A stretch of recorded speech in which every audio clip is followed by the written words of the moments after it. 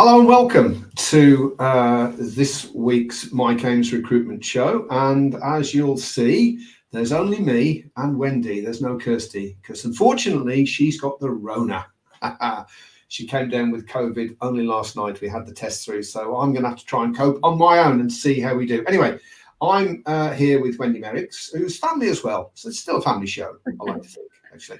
And we are absolutely delighted to have you on the show. I was saying off air how excited I've been about this conversation and seeing you on the show and talking to you. I mean, we do see each other outside of the show. It's not like this is the only time we meet, but so pleased to have you. Wendy is the CEO of Jumar and has just been through the sale process, which we're going to talk about later. But welcome to the show, Wendy. Thank you. Lovely to be with you and Happy New Year. Of course, yeah, Happy New Year. I still don't think it's too late to stop saying that. No, another week or two and then I'll stop doing it. I think you're right. Yeah, that's really fine. Okay, so we're going to cover off a load of different things today. We are very privileged to have Wendy on the show. I'm going to say a few things and she'll be all, oh, no, but she really is a big deal. And I don't mean like, Ron Burgundy. You know, some people say I'm a big deal. No, Wendy really is a big deal. So if you've got any questions or anything you want to ask as we go through, please put them in the comments. I'm handling the comments myself. So, you know, I'll be a bit sort of stoppy-starty because I've got no Kirsty here today. But please put comments in and ask questions and she will answer any of them as we go through. Okay, now, I thought we'd start with a bit of a rundown of your career, Wendy, because you started as an administrator, did you not, all those years ago? Long before I even heard about recruitment, so long time. So could you run us through? You were probably still at school, wasn't you, or doing all that? Yeah, I was just university when you, yeah. Yes, well, I didn't do any of that. So when I sort of left school at 16, I thought I wanted to be a chef, and I didn't pass my home economics GCSE, unfortunately. So really left school and I hadn't got a clue what I wanted to do. So I knew I needed to get a job. So I went to what we had in those days, job centres now, but it was the careers office in those days. So this is 1981. And, you know, sort of IT and computing wasn't that much of a thing really in those days. But anyway, I went through a list, and so I decided to go on an apprenticeship. So it was initially a 2-year apprenticeship just as an office administrator, but it was within an IT software house. So part of the apprenticeship meant that you spent so many months working in each of the departments. Started off literally just on the switchboard, manning reception, worked in finance, worked in HR or personnel as it was in those days. And then I supported the sales director for quite a while, then went back into sort of really just the admin. But it just progressed that, it just naturally, I just started supporting the sales director a lot more, and would listen to him on the phone and could sort of almost predict what he was going to ask me to do at the end of his call. So I just started being really proactive and getting things organised, and so just ended up being a bit of a sort of a sales support. And I was with that business for about 4 years, but they were quite a small business, about 50 people. But that job was never going to be anything more than an apprenticeship. And so I just had to make a decision on, one day, and I really decided that sort of IT area was, from an admin perspective, was something that I could do. So there was a new tech startup around 1984, 85, and I just saw it advertised in the newspaper. Used to apply, the jobs came up on a Thursday night in the Birmingham Evening Mail. So I applied for this sort of office administrator role with this Birmingham tech agency that had started up. So my job really was typing CVs, getting the letters out. I used to type a letter and a CV. Every CV was hand typed, and then you just would post it out to the clients. And so I supported the recruitment consultants. And I worked in that business from 84 to 91. And it was in those intervening years that I went from being an office administrator to going into sort of sales support and then becoming a recruitment consultant. And really it was because the recruitment consultants, You know, they were a bit lazy. It was all blokes. Sorry, you were all not you. You weren't there, but they were generally a bit lazy. They did okay, but they were out quite a lot. A lot of the sharks as well when they went. Say again. A lot of complete sharks, weren't they, as well? They were a bit sharp, yeah. Sort of putting square pegs in round holes, which sort of went against the grain for me. So I would sit and listen and observe.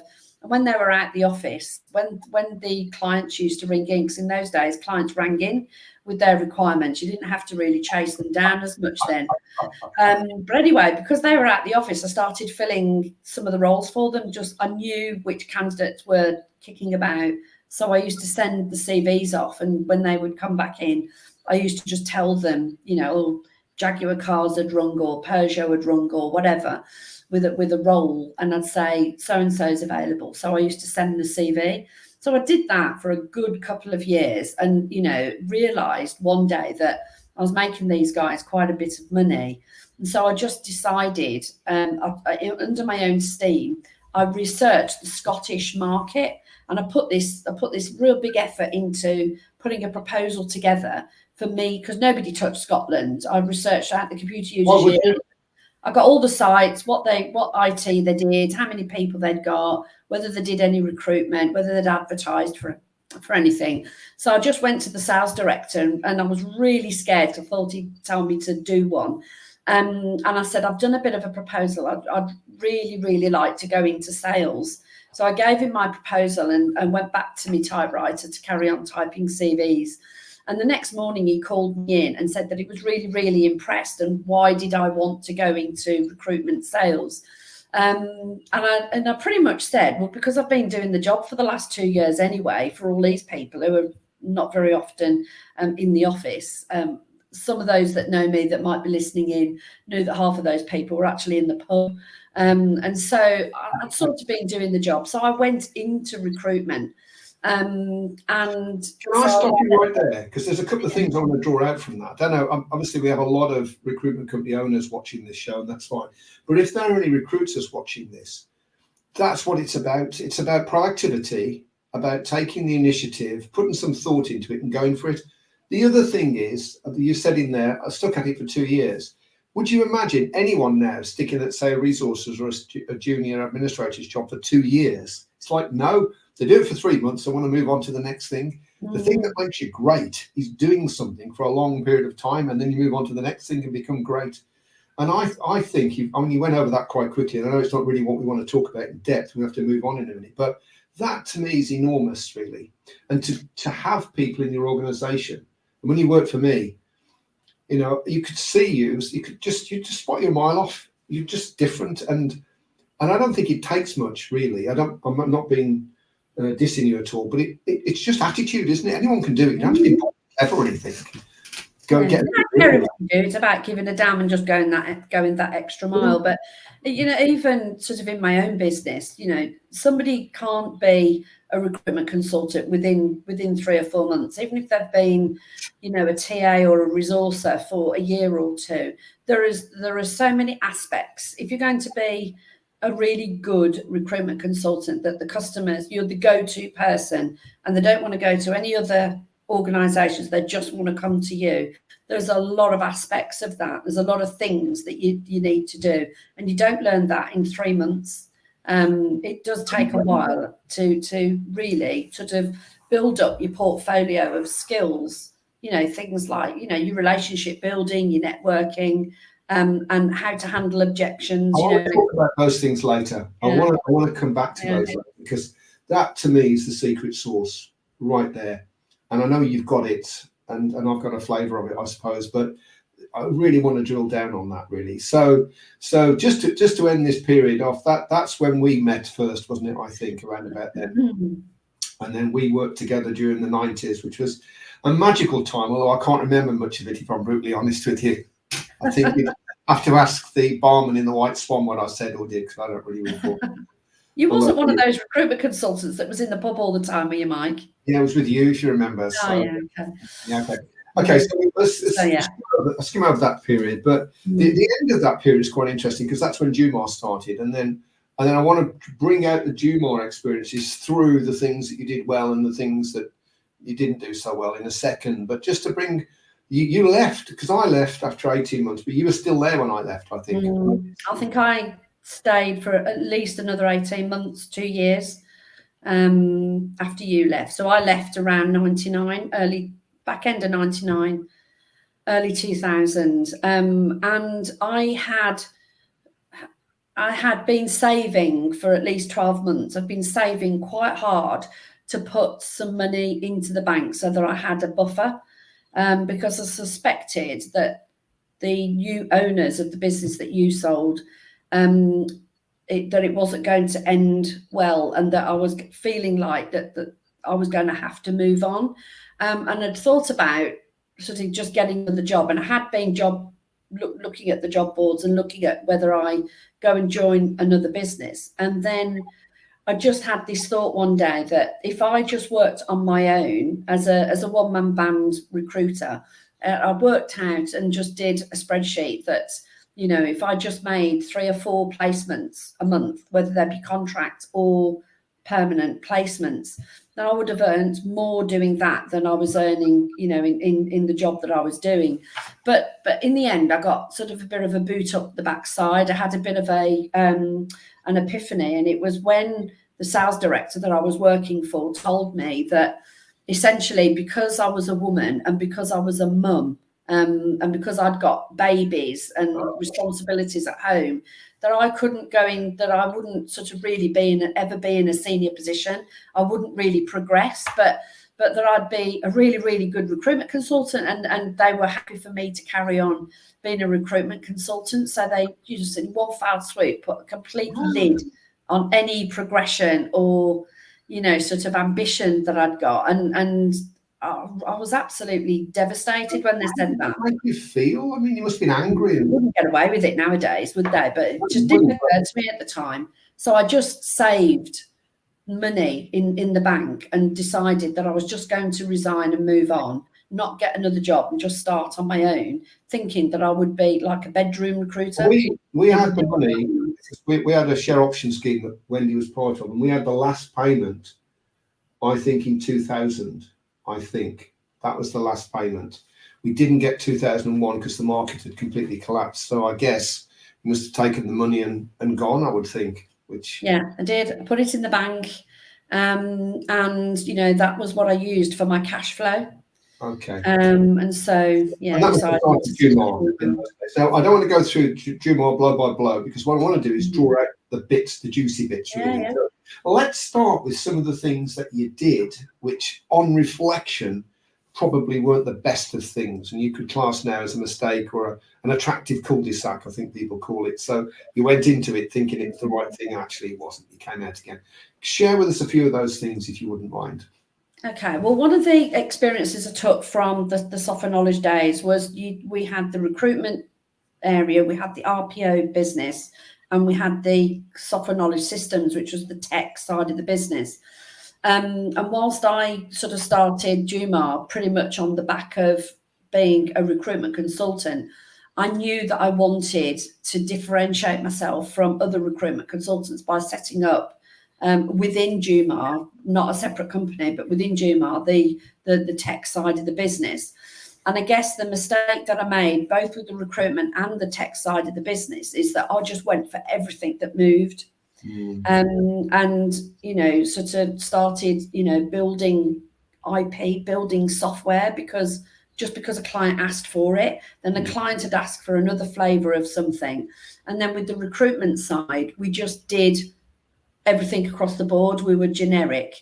And I quickly realized that I needed to be more niche. And while I was at Software Knowledge, I'd had a niche area of recruitment that sort of made Jumar and Software Knowledge quite successful. So I'd carried that through into Jumar, but I think I got flattered by requests to do lots of different things. And I think that the very early lesson that I made was to really then focus on what we were really good at.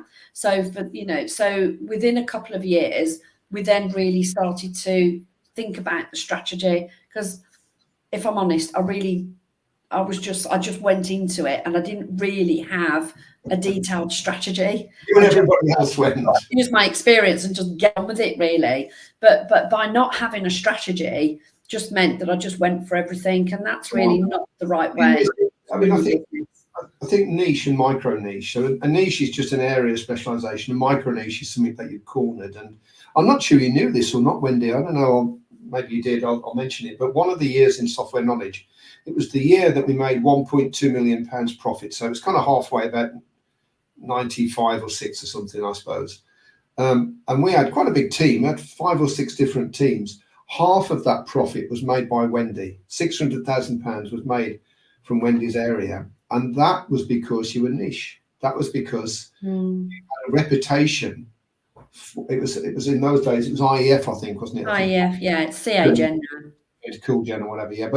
But people rang us up because you specifically known for that niche. And I remember we'd been trying to get into the MEB at Kings Winford for yonks, got nowhere. And then one day they rang in and said, "Oh, we've got to speak to Wendy Merricks, please." Yeah. And I heard her saying, we can do that. Yeah, I'll come over and see you. Yeah, what was that? Kings Winford, they want about 12 people. And apparently, I can't remember who sold IEF in those days, and said, "Well, we ain't got enough, so you need to speak to Wendy Merricks." That's what having a niche means, isn't it? Yeah. It's just that personal brand in that niche. And I'm very proud to say I've still got that niche today. Yeah, I know. Yeah, it's called something else now. It's transferred about 3 times, isn't it? Name-wise. Is it Computer Associates now? CA owned it or something? It's owned. Yeah, it's owned by Broadcom now. They bought. There you go. But yeah, it's still CA Gen. The point is that the less you do, the more money you make. I mean, that's the bottom line with that, really. If Kirsty was here, she'd be typing that up as a little message at the bottom of the screen, but only me, so I can't. But I think it is important not to do too much. It's okay when you start. Less is more, isn't it? Less is definitely more. The less you do, the more you make, and that's for sure. Okay, so you did too much at once and spread yourself too thin in different areas, which meant everything slowed down. What other things did you do now that you perhaps thinking back wish you hadn't done? Give some of my shares away. Honestly, I know. Who told you not to do that? Yes, I know. But do I listen? Well, anyway, but no, don't. Any recruitment owners, if you feel that because you've got key people in your business, use a share option scheme, use LTIPs, use other incentives, but don't give the crown jewels away. That was if I had my time again, I would have kept 100%. Do you know why that is, though, Wendy? I'll tell you why that is because you didn't realise how good you were. I think you always thought that you needed these people, and you didn't. You didn't. Absolutely. You were good enough on your own by a long chalk. And I think the weird thing was everybody could see that. Everyone knew that except you, weirdly. And you do now, obviously. I think you know now. But I think you've got to be sure of your own strengths and weaknesses and be confident in yourself. I believe in share option schemes. I've always believed in them. We paid, I think, £3 million from the first sale went to our people. And I think I couldn't swear to it, but I think it was about 1.2 million in the second business. I can't remember the exact number. And I think you had a share option scheme as well. I won't ask for numbers. But I think you had one.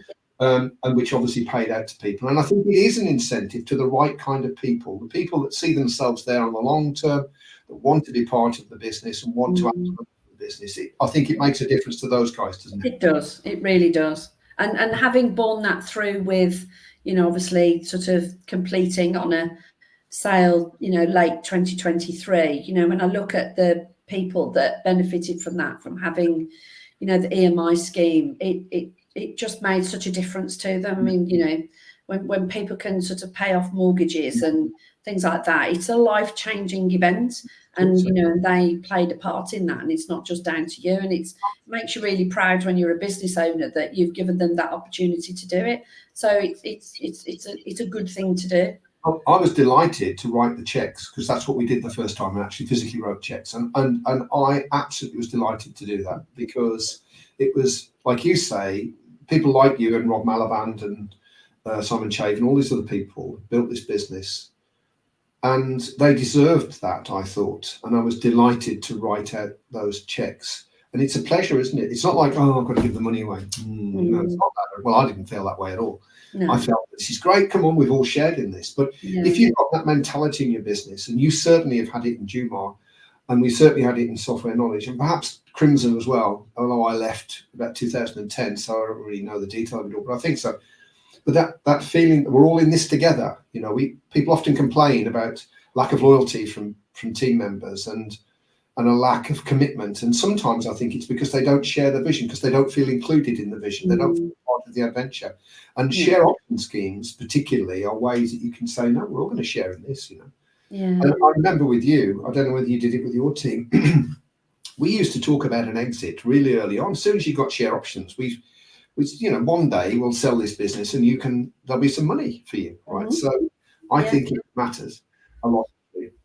My senior leadership team, I was very transparent about that throughout, sort of the Jumar growth days and the journey, up to, sort of looking and exiting. Well, I'm not exited the business, but, sort of having the sale in the business. That comms and that transparency, people take a lot from that, and it's really important. And even now, being transparent and letting people know in your business what's happening. If you're secretive, then all you're doing is you're leaving them to make their own mind up about what they think is going to happen moving forward. So why leave them guessing the wrong thing? Why not just tell them? Treat them. I also think as well, they respect you more. And if they're the kind of people, if you're doing the right thing and they don't like it, and you feel if they know what you're doing, they won't like it, they're probably the wrong people anyway, because you're doing the right thing. So, it just seems to me to be self-regulating. Okay, what else did you do? One more thing that you did that perhaps you consider on reflection that... From the outset, you mean? Yeah, from the outset. Yeah, hiring the right people and sort of right from early days, making sure that you've got the right people in your senior leadership team.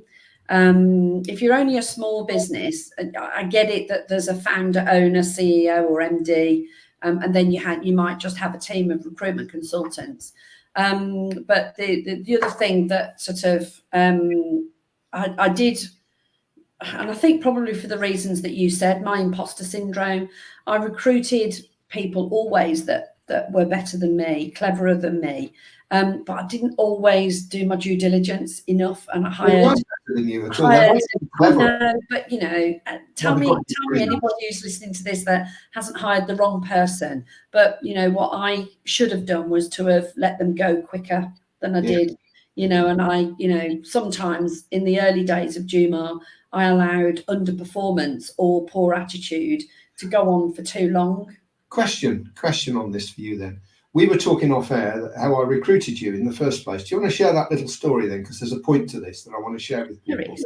So because I still am quite a big networker, and that was one of the things that I used to put a lot of effort into networking with contractors. And I always had, if you like, a pool of candidates or contractors that I could call upon, so that if ever a role came in, a vacancy came in, I would try and fill it over the phone with the customer. So there were a number of contractors that were working for you and not for me, but I would keep in touch with them on the off chance that you then had no work for them, and I would pick them up for one of my clients. And I got on so well with one of them. It was a chap called Tom. Oh, and we used to have a laugh, and we generally used to chat on Friday afternoons, and we'd be on the phone for ages. But, he used to sort of, he educated me quite a lot on the industry, particularly from a technology perspective. If I needed to know something, what a certain skill was, he was a mainframe guy. I used to ring him up and say, what's this skill? And he would tell me, because I was always keen to learn. And this is no word of a lie, but I thought he was so brilliant. I actually named my first son after him, Tom. I thought it was Tom Ames. That's not the case. No, sadly, it was the other Tom. And one day I heard the unfortunate situation that you'd lost your co-partner. Unfortunately, he died in a terrible car accident, and I really, really felt for you. I didn't know who you were. I was driving to see Tom. He was on his way to see Tom. Exactly. So when I rang Tom, he was in a terrible state because obviously, you know, the other Mike was on his way to see Tom for lunch and clearly didn't make it. And you know, when you were looking for someone to sort of grow your team and to get somebody into sales, I think Tom felt indebted that he needed to do something to help you. That I think he felt a part of the problem. But anyway, Tom just said to you one day, if you're looking to add to your team and you want a good salesperson, you want a recruitment consultant, you need to go and talk to Wendy Merricks. And you did. I rang her up and we went to calendars, didn't we? But the reason I wanted to say that is that we didn't use Rec to Recs in those days. I'm not sure there were any, there must have been, I guess. But we use relationships. You know, when you talk about networking, you don't mean about going to networking events. You're talking about building relationships. Yeah, just ringing up candidates all the time. Going to see them, having drinks with them and various things. Yeah. Well, we always used to say to our consultants, just try and find out who the good competitors are. Find out, just have a word and say, you know, do you know anybody who's someone you're dealing with now who works for a competitor you're any good? And I used to ring them up, go and see them. You know, most of them were rubbish, to be honest with you. But when your name came up, it became clear to me in that first meeting. It was like, yes, I think I'll have Wendy. And we couldn't really afford you at the time. You got paid more than me and Andrew when we brought you in because we just thought, no, well, that's worth it. We'll go with that then.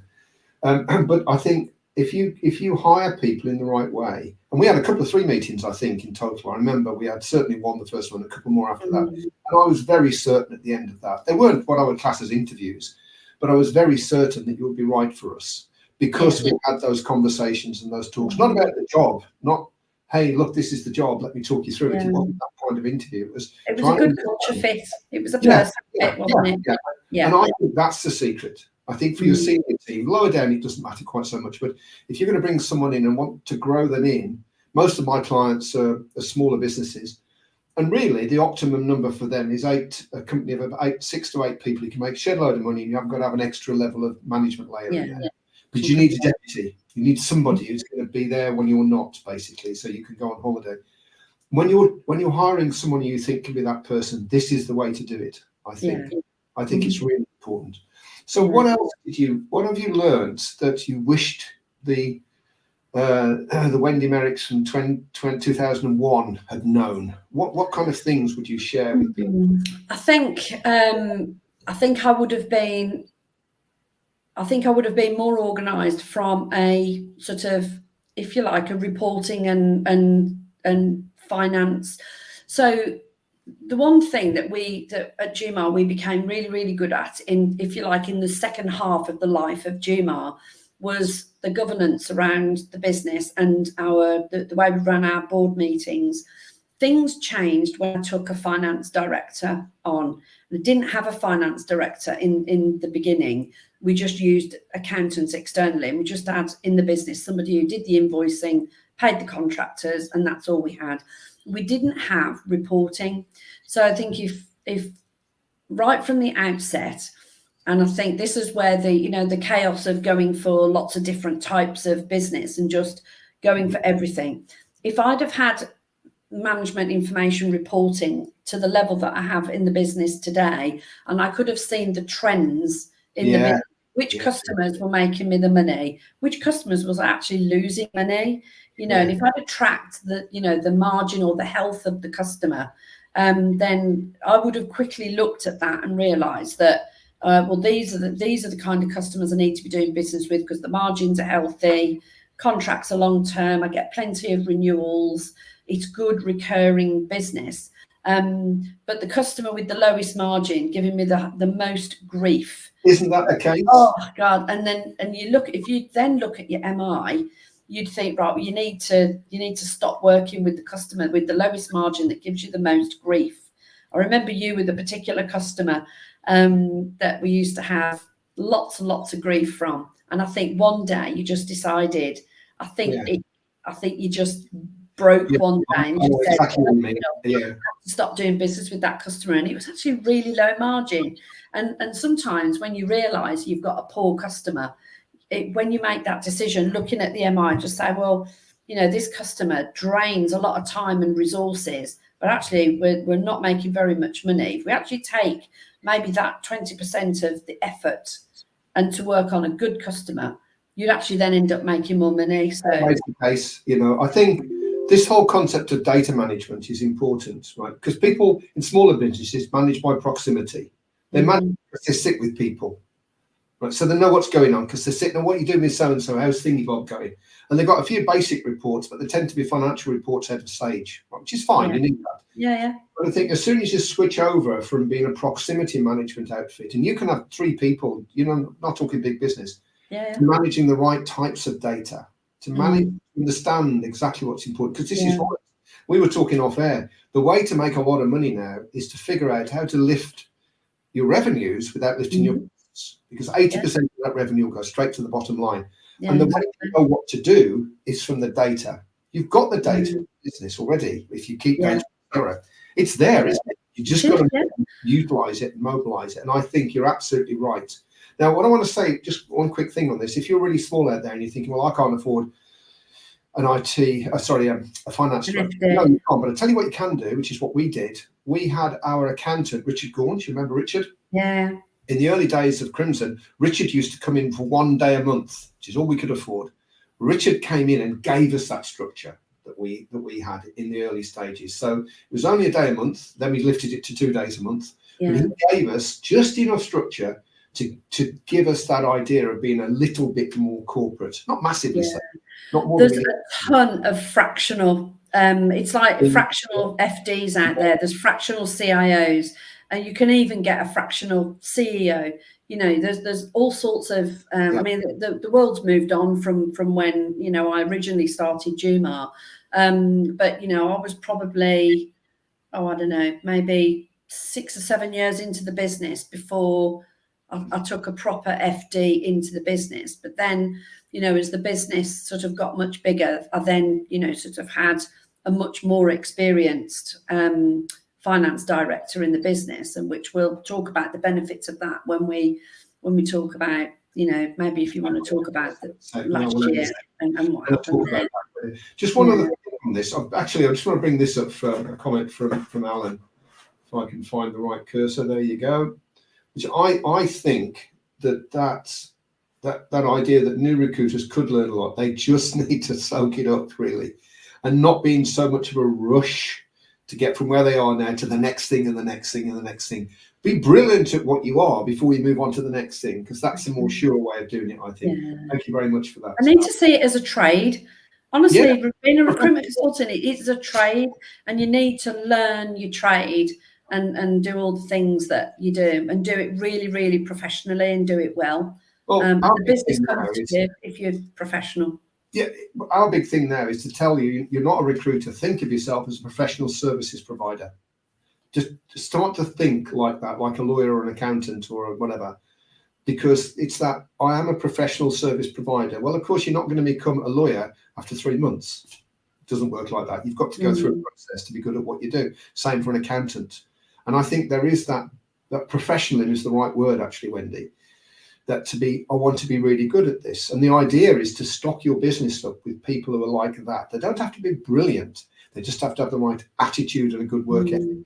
And you will achieve what you need to achieve then, for sure. Okay, now time's getting on. So just before we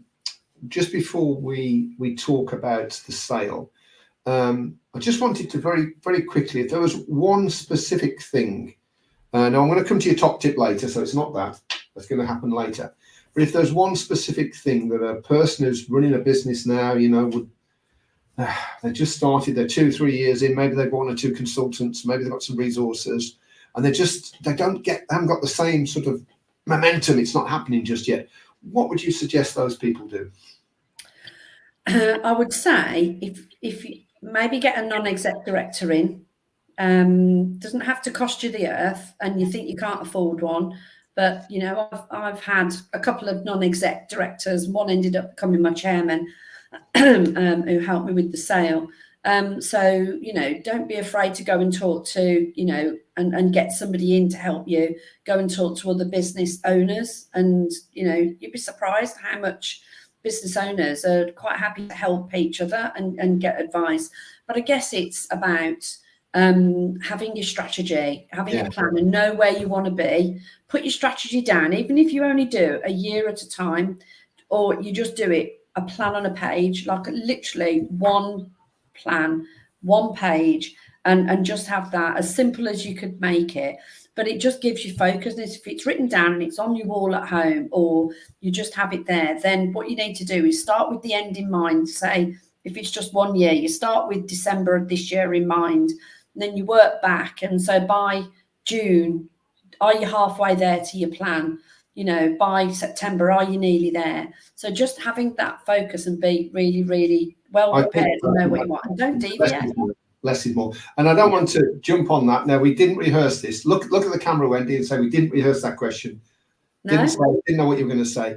No. If you are interested in understanding a strategy that works, a recruitment strategy that we've used, not just with us, but also with 100 different recruitment companies, and you'd like a plan on a page in 1 day, then we run growth summits, 97 quid for the whole day. It's brilliant. If you're interested in knowing more, that's all. Message me and I'll send you a link. And I'll also put the link in the comments to this on LinkedIn. Okay, now. Good segue. Am I on commission? Yeah, you're on commission, as usual. Yeah. We pay weekly, very weekly. Can you just talk us through a little bit on the sale? Coming to the end, we've got 4 or 5 minutes on the sale. Yeah. Can you talk to us a little bit about the sale process? Well, let me begin with the first question. When did you decide that you'd like to exit? The day I started the business.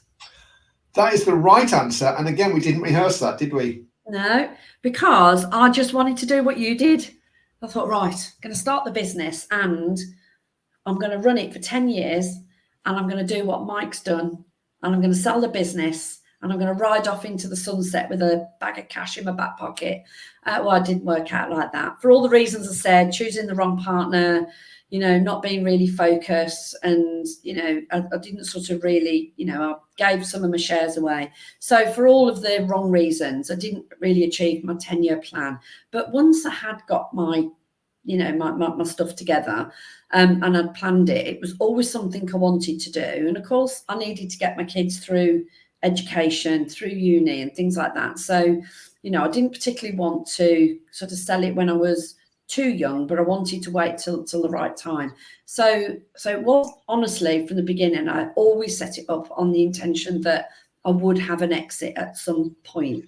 Is it safe to say, are you able to say, I know you're covered by draconian kind of agreements and NDAs, is it safe to say the type of business that you sold to? Yeah, no, that's fine. So when you sell a business, you can either do, there's three ways really, isn't it? You could do an MBO, you can do a trade sale, or you can get investment in through a PE. And I opted to do the latter. And the reason why I opted to do the latter is you bring the investment into the business. You sell some of your shares as the founding owner of the business. I've chosen to continue with the business for a period of time because I still love it. And even though I've got an investment in, I still love it. I've still got things to do. And I've got the investment in for a growth strategy because I'm sort of still on that hockey stick growth. I've not gone over the top in terms of not leaving enough for a new owner to have some continued growth in the business. But I made a really... I drew a line in the sand back in 2018 when I had the opportunity. My business partner wanted to take early retirement, and so I took back in the shares for me. I took some advice, and as a result of that, I took that person on part-time, like a couple of days a month, and he became my chairman, and his job. Okay, we wrote literally a handwritten piece of paper that I want to exit the business, and this is what my number would be. And he had to help me structure it. The magic number, then you knew the magic number. I knew what my number was going to be, and I never deviated from it. Love that. Right to the end. And then what I did from 5 years ago, I then had the end game in mind, and then planned what the business needed to look like by the time the end game was in mind. So you had to step up your revenue. Your EBIT ideally has to step up as well. Of course, a lot of people on here will appreciate that in COVID, the boom year after, then the drop the year after that sort of meant I was a bit spiky. But as long as you can genuinely tell a story, if you don't have smooth lines going up, that's fine, as long as you can, if you've got everything else that goes with it. So what I did is I tracked all sorts of KPIs, and we called it the Exit Bible. And so it was literally like another one pager where I said that, sort of the revenue must not come from, sort of too many, if you like, your top 20. The client estate needed to grow. Needed to have. So I didn't want 3 customers where 80% of your revenue came from, because that's not attractive to a buyer. So I set targets on number of customers, what the spread of the business was across the customers, so that it gave a nice broad customer base. Then I made sure I worked for the 5 years to then remove any debt in the business. So all debt was removed. So didn't take dividends out. I made sure all debt was paid off, so the business was debt free. And then I also worked on my leadership team, so that by the time I got to an exit, if they didn't want me, then the business would stand on its own 2 feet and I could go. But if they did want me in, then it wouldn't all be down to me, that I've still got a really strong senior leadership team, somebody responsible for sales, somebody responsible for marketing, IT, finance, back office, so on and so forth. And, I have an amazing team. You constructed the team underneath you to make your exit or stay a choice, as opposed to a necessity. Like I had to stay. I had a great management team, by the way, not decrying anybody that was in that team, especially not you, but they wanted me to stay, and they made that clear up front. So I was stuck with it, really, which was fair enough. But you constructed a world that could have you or not have you, depending on which way the wind blew, which I think is a sensible thing to do. By the way, if you're running a small business, although you're not going to sell in that way, I still think it's a good idea to diminish the dependence that your company has on you. If the business doesn't work, if you're not there, that's not much of a lifestyle, to be honest with you. So I think it's really important to do a mini Wendy Merricks on that. Okay, we're running out of time there, but a couple of things I want to talk about. One last thing. How long did it take from the point that they rang you up, or you rang them up, and I won't ask which way around it was, but the point of first contact of this last time, this last process that ended in the sale, how long did that take? That process? 13 months. 13 months, right? So quite a long time. Yeah. It took 11 months with us, didn't it, with the first time around? Yeah, but that's because the first 2 times, the first 2 meetings I had, it was a no for various reasons, but I didn't think it was a good fit. It didn't feel like a good fit. And once your EBIT's gone over $1 million, you start to get lots of approaches. So you every day. You get an email every day, can we come and talk to you? And it's nearly always PE companies, it's nearly always deal origination people. So what I started doing over the last sort of couple of years is those that sort of looked vaguely interesting, myself and my chairman just went and had a meeting with them. But I didn't do it because I thought that the time was right. I was doing it to gain experience. And that's why I did it, because I just really wanted to go and talk to them. What do you think of our business? When do you think we're ready? What do you think the value of the business would be? And you honestly, the gambit of advice that we got was from one extreme to another. The fee structures again were one extreme to another. And so by doing that, it really sort of built up my own personal knowledge of how it works. Then when I was approached in 2022, and I was very sure I had my number. I'd literally scribbled it down on a piece of paper and I stuffed it in my chairman's inbox. Right, everyone should do that, ladies and gentlemen. Get your magic number. Right. Get your magic number. And then they came back and said, no, we hear what you're saying and we are very, very interested in business. So then we signed an NDA, talked more. It looked positive, and so then we went into an exclusive. You sign an agreement to say that you're going to an exclusive, and then do a very high level DD. They're just looking at your basic, your high level numbers and everything. And if they get through that and they still think that it's worth moving forward, you then sign what they call heads of terms. And we signed the heads of terms, and then boy, does the work start. And that's where having, obviously I have a CFO by that point because we were a bigger company. By having an amazing FD or CFO and a strong leadership team, I kept the team that did it very, very small. There were 4 of us that were, that did the due diligence.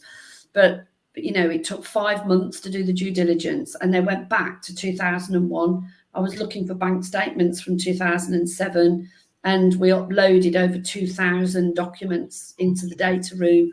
It's relentless. But for me personally, it didn't break me. It nearly broke my CFO, but it's relentless because it's the finances, it's the tech due diligence, commercial due diligence, but then they do a people due diligence, looking at your leadership team and, looking at how your business is structured. And then they go through all your processes, all your policies, all your governance. And then honestly, there is no stone unturned.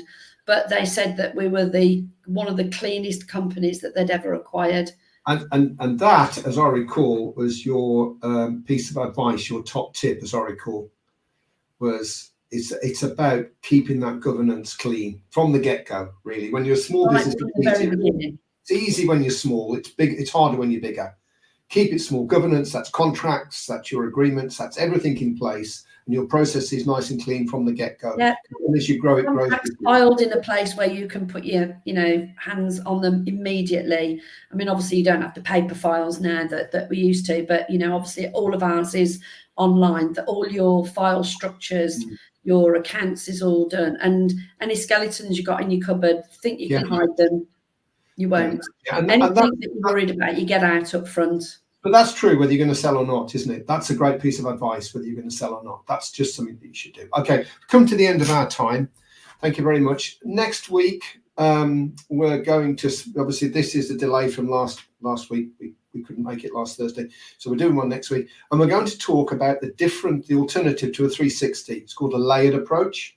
It's more profitable, is what you have to remember. And I'm going to talk about that in a lot of detail. It can be significantly more profitable than the 360. So watch out for that. So all that remains for me to do really is to thank you, Wendy, for very, very much for coming on stream and sharing everything with us. It's been an absolute pleasure having you on board.